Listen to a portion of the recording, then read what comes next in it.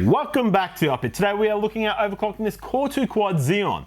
Now what we have here, we've got a modified socket 775 system ready to run a Xeon. It is already packed with a Xeon E5450 ready to go. Now we did have this system planned to run at 4 GHz overclock. However, we did run into a few problems. We had enough stability to boot Windows and run benchmarks, but it did fail to run games over short periods of time. So we dropped our overclock from from 4 GHz to 3.9 GHz, giving us better stability for running games. Now we have paired this system up with a GPU that is fairly aggressive for this setup. Now we'll talk about what this GPU is after we roll the intro. So stick around and see what performance is gained from a Core 2 Quad Xeon with a 900 MHz overclock.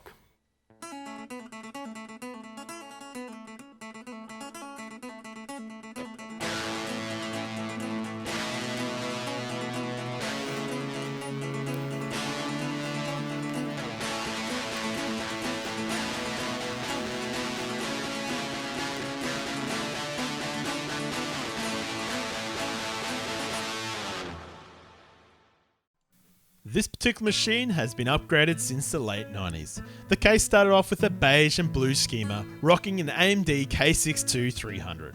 This case has seen many of upgrades, from AMD to Intel to AMD, and so forth. I even put a handle on top of the case so it was easier to take to LANs, inspired by these boys, which were heavily used in LANs approximately in the mid-2000s. Anyway, let's talk about the system's current configuration. We are rocking a Core 2 Quad Xeon E5450, stock clock of 3 GHz, 12 meg of level 2 cache, and it's modified to fit the LGA 775 motherboard. Now, our motherboard today is an Asus P5Q motherboard. This motherboard is a socket 775 motherboard with a modified BIOS to load the 771 CPUs. It only supports DDR2 sticks and it runs off the Intel P45 chipset. It also is not a bad overclocking motherboard, something that we need to do what we're going to do today. The RAM we're running today is 4 sticks of DDR2 800 2GB sticks from KingMax, giving us a total of 8GB of RAM. The PSU we're using today is from Antec. It's a 750 watt PSU. This PSU has internals that is designed by Delta Electronics. Now, if that sounds familiar, you've probably seen that on a laptop power supply or two. They're even known in the commercial industrial markets for powering control gear and other industrial-based equipment. In my opinion, these guys definitely know how to make a power supply. This Antec 750 watt high current gaming PSU should have enough grunt to overclock our E5450 today. The GPU we're using today is the NVIDIA GTX 670. The variant we are using today is from Gigabyte. This is one of the WindForce versions. This is the GV-N670C-2GD. This is a Kepler-based NVIDIA GPU with a core clock of 980 MHz that can boost up to 1058 MHz. It comes with 2GB of GDDR5 RAM and has a TDP of 170 watts. Gigabyte's website recommends a 550 watt PSU for this particular video card. Now for the system drives, we are running our standard drives. We have our 120GB Western Digital Green SSD for the operating system. We also have a 256GB A55SP SSD for most of the games. And we also have a 1TB Western Digital Green magnetic drive for some of the bigger games that don't require fast disk reads and writes. The operating system we're running today is Windows 10 x64 and it is the 21H2 revision. Let's go and check out how this overclock pans out in the benchmarks.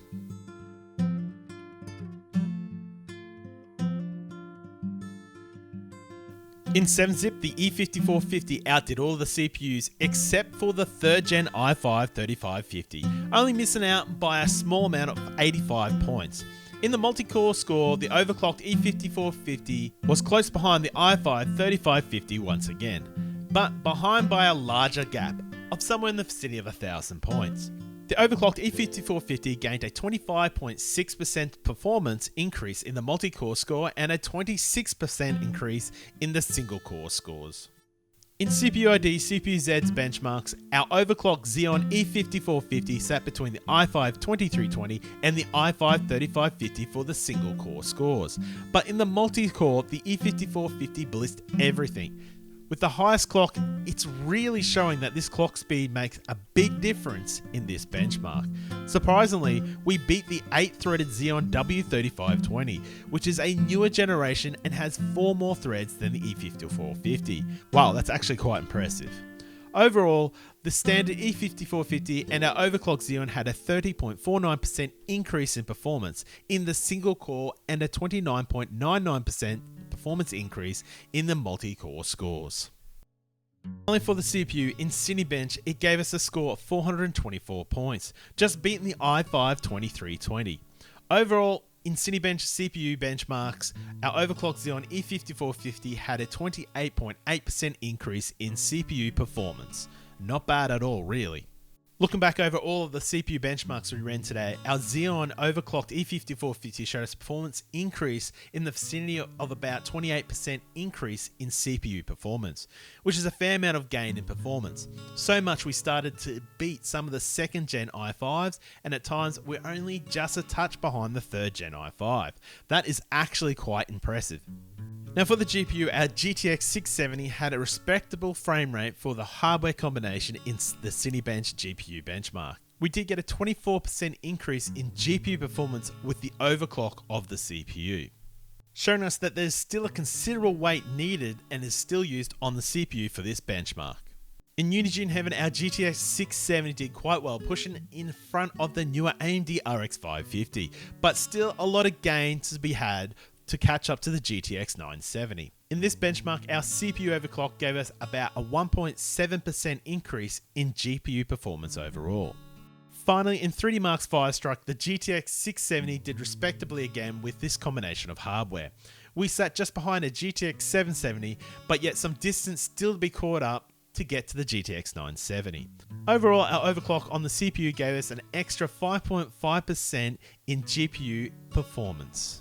Looking back on all the benchmarks from today, these scores do demonstrate how different software reacts to CPU overclocking, which proves that some software requires a large amount of reliance on the CPU for the GPU to perform actually quite well, and others the CPU does not matter as much. This exactly points out why it's hard to tell exactly which games will bottleneck on what hardware first, since some games require more GPU than CPU and some are the other way around. Oh, and also, some games are optimized by the GPU manufacturer as well. You know, Nvidia and AMD, and hopefully soon we can add to that list, Intel. First up, we're running Forza Horizon 3 at the stock clock of 3 GHz on the Core 2 quad. Forza Horizon 3 does have some very nice aesthetics to the game, even when we're running at low settings with 1920 by 1080 resolution. We found Forza very much playable on this setup with a little few bumps in the frame rate from time to time. However, the frame rate never really felt all that high, but that did not seem to hinder the game all that much. With the frame rates sitting on average between 35 and 40 frames per second on what we felt, we could do with a frame improvement. I also feel like there's a little bit of an input lag coming from the game itself, though that could just be me, and I think that an overclock would probably iron out all these issues. Running Forza Horizon 3 with the overclock at 3.9 GHz seemed to make a big difference. In fact, the game felt like it just flew. We did notice a couple of graphic glitches just in the background loading, and I think that was from the CPU falling behind, as the CPU was bottlenecking and it was sitting at 100% on all cores for most of the game. This issue would also happen with 3 GHz and probably be even exacerbated, giving you a lot more darker black textures until they were loaded. The game itself at 3.9 GHz did have a significant improvement in the feel and how it played the game. Frame rates for Forza Horizon 3 with a stock clock of 3 GHz were: we got an average frame rate of 37.4 frames per second. Our minimum frame rates hit 8.7 frames per second, and our maximum frame rates hits 47.9 frames per second. Our 0.1% lows hit a frame rate of 1.3 frames per second. Now the frame rates for Forza Horizon 3 with the Core 2 quad overclocked to 3.9 GHz, we got an average frame rate of 42.9 frames per second. Our minimum frame rates raised to 31.1 frames per second. Our maximum frame rates hit 53.5 frames per second, and our 0.1% lows went up to 10.1 frames per second. As our data shows, the CPU overclock has made a substantial improvement on the gameplay, mainly with the minimum frame rates and the 0.1% lows, which usually I attribute to game loading. Our minimum frame rates never got below 30 frames per second, and our average frame rate at 42 frames per second. The overclock really gave us a more stable, consistent frame rate, which has made the gameplay so much more enjoyable.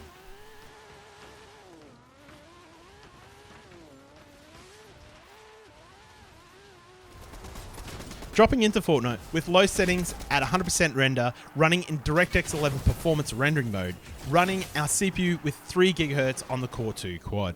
We found the game to run quite well, though there was a particular issue that we found. Mainly with the high details not loading at all, mainly on cars. As you can see on the wheels here, they're just not round, which is a little distracting. Overall, the game did run quite fast. We did experience some load lag, but for most of the game, it ran pretty good. And I tell you what, this game really did sing on the stock clock with this CPU. Moving on to the overclocked Xeon at 3.9 GHz. The overclock did make the loading of low models a lot quicker, though it did still suffer, but the issue was quickly resolved within a couple of seconds. This makes the gameplay a lot better because you're not focusing on those silly little obscurities that are happening with the game in front of you. Other than the 3D models having issues loading, the game ran pretty good at 3 GHz, just as much as 3.9. In fact, if you put aside the 3D graphics issues, 3 GHz ran the game just as well as 3.9. That's gameplay wise in our opinion anyway. The frame rates for Fortnite on the 3 GHz Core 2 quad with an average frame rate of 72.9 frames per second. Our minimum frame rate hit 22.8 frames per second and our maximum frame rates hit 114.1 frames per second. Our 0.1% lows hit 2.2 frames per second. Running our Xeon E5450 Core 2 quad at 3.9 GHz gave us an average frame rate of 89.7 frames per second. Our minimum frame rate hit 28.6 frames per second, and our maximum frame rate hit a whopping 143.1 frames per second. And our 0.1% lows hit a frame rate of 1.8 frames per second. As we still could see that the game did suffer from stutters and load lag through the gameplay. But with the overclock, we did manage to find an extra 17 frames per second for the average frame rate. We still did get 0.1% lows, which were quite low. So the load lag is still an issue like we said, but once everything's loaded, the game's going to play pretty well. So just getting over those few hiccups at the start of the round and just the odd one here and there, you're going to have a fine gameplay in the long run. Overall, running the game at 3.9 GHz did make the gameplay much better. However, at 3 GHz, this game played just quite fine. Giving us the question, is it worth overclocking for this game? And I'd have to leave that up to you to decide. Moving on to PUBG, we're running PUBG with low settings with 100% render with a resolution of 1920 by 1080. Running the standard clock on the Core 2 quad of 3 GHz. Delivering a playable gaming experience, though it did suffer from load lag from time to time inside the game. But for most of the gameplay, it was actually pretty good. Our frame rate, though not hitting the targeted 60 frames per second, it did seem stable enough and sat around 40 frames per second. The CPU at 3 GHz was working actually quite hard in the game, so an overclock could give you a better desired frame rate overall. At 3.9 GHz with the same graphics settings, the game did feel a bit smoother, with a little bit more responsive to the loading the world, but still did not feel a whole lot better. The game still gave us a stable gameplay, and once again, it does look like our CPU was holding this game back. However, the overclock really did actually help the performance on this CPU. Frame rates for PUBG running at 3 GHz on the Core 2 Quad Xeon E5450 with an average frame rate of 43.8 frames per second, minimum frame rate hit 19.2 frames per second, a maximum frame rate of 68.8 frames per second, and 0.1% lows at 4.1 frames per second. With the overclock running at 3.9 GHz, the average frame rate went up to 53.9 frames per second. Our minimum frame rates only hit 15.8 frames per second, our maximum frame rates hit 84.9 frames per second, and the 0.1% lows hit 1.6 frames per second. Overall, the overclock gave us an extra 10 frames per second for the average frame rate, which really is fairly significant in how the game actually played and how it felt. With the average frame rate at 53.9 frames per second, getting closer to that targeted 60 frames per second, no wonder why this game just felt so much better. Though we did experience some bigger dips with the minimums, this is probably because the map we were using was actually a lot bigger and required a lot more compute power. Though running that on the 3 GHz would have showed much worse performance in the overall frames per second. Overall, we would recommend playing this game with the overclock over the standard 3 GHz on this Core 2 Quad Xeon. It felt a lot better with the overclock, and it just played a lot more smoother, though it wasn't perfect.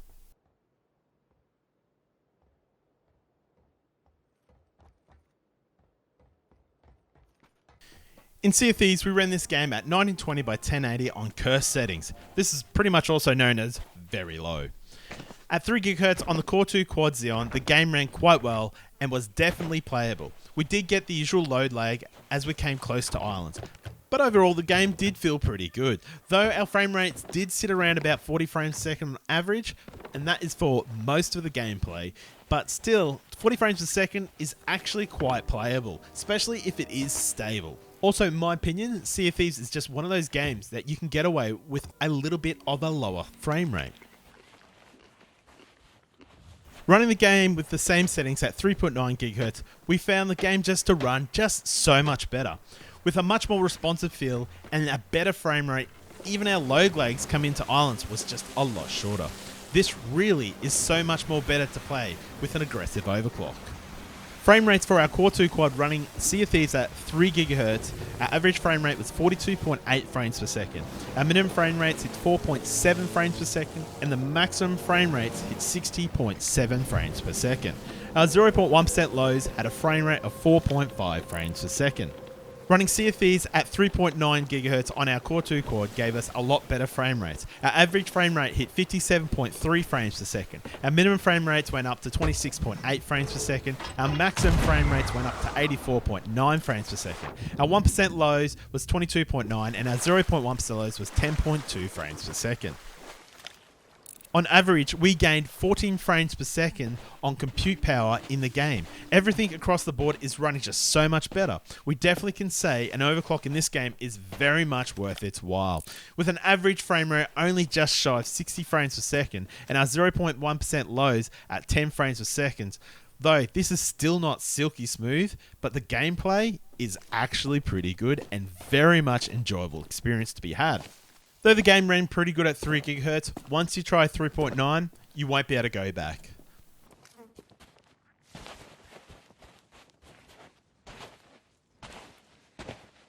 Summing up the system and the overclock. Look, overclocking is great. It's basically a free upgrade, but it does have its drawbacks. For starters, it will put more stress on your CPU, your RAM, and your motherboard. And all those parts, your motherboard's probably going to be the first point of failure. So you need to keep that in mind. It's also worth noting that we would recommend with overclocking to have a decent cooling system, especially if you start playing with core voltages, because that's just going to make things a lot warmer. Now, to be honest, it's absolutely stunning that our old Core 2 Quad Xeon could get performance in the vicinity of 2nd and 3rd gen i5s like this fella. Yes, we do have one of the best Core 2 quads from the day, the E5450 Xeon, but it's still based on old architecture, and that is very old and still, I think it's quite impressive. Now, would I recommend overclocking an extra 900 MHz on your CPU? Well, I probably would not. Though I managed to get our system to run stable, it sometimes still missed a beat.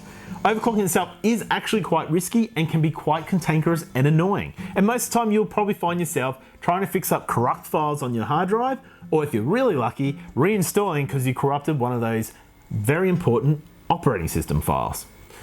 Still, it's hard to deny that our old humble Core 2 Quad CPU outperformed first and second gen i5, However, with all the dramas and pain to be had with overclocking, I would recommend upgrading to a 2nd or 3rd gen i5. Now, I would say this only because that the enhanced ability of running these CPUs not overclocked is going to be much better for you. Also, it is also worth noting that if you're using a Core 2 Quad with DDR3 RAM, this DDR3 RAM can be repurposed into a newer 2nd or 3rd gen i5 motherboard. And these systems can be bought cheap on second-hand markets at the moment. Now, the GTX 670 is still a good GPU in my opinion. Though it's starting to show its age, the card still can play newer games. But some of the newer AAA titles, you'll need to basically compromise the detail settings and the resolutions you're running them at. We use this GPU in this system, the Core 2 Quad Xeon E5450, because we didn't want it to hold the CPU back. So we wanted to see what the maximum performance of what we could get out of that E5450. So I would like to recommend using a GTX 50 or GTX 660 with later model Core 2 quad setups. For the older Q6600s, for the earlier Core 2 quads, I would probably be looking at GTX 450, GTX 460, GTX 550 Ti's, and GTX 560s. It's probably more something I'd recommend in my opinion. For Team Red with the latest Core 2 quads, I'll be looking at probably the Radeon HD 7870s or 7770s. For the older Core 2 quad systems, like the Q6600, I would probably recommend going a HD 6770 or the HD 5770 Radeons, or something like that in my opinion. All right, well, that's all we got today for the Offbit. Thank you once again for watching us here. I'd like to thank our contributing Patreons for their contributions on Patreon. Now, if you want to keep up to date what we're doing, come and check us out on Patreon. Now, we upload what we're doing for free, so you don't have to pay anything to see that. So please go see that. Now, if you like this video, go and hit that like button. Now, if you haven't already subscribed, we'd like to encourage you to hit that subscribe button, because that will let us know and give us encouragement to make more of these videos. So thank you once again for watching us here on The Offbit, and we'll catch you guys next time on The Offbit.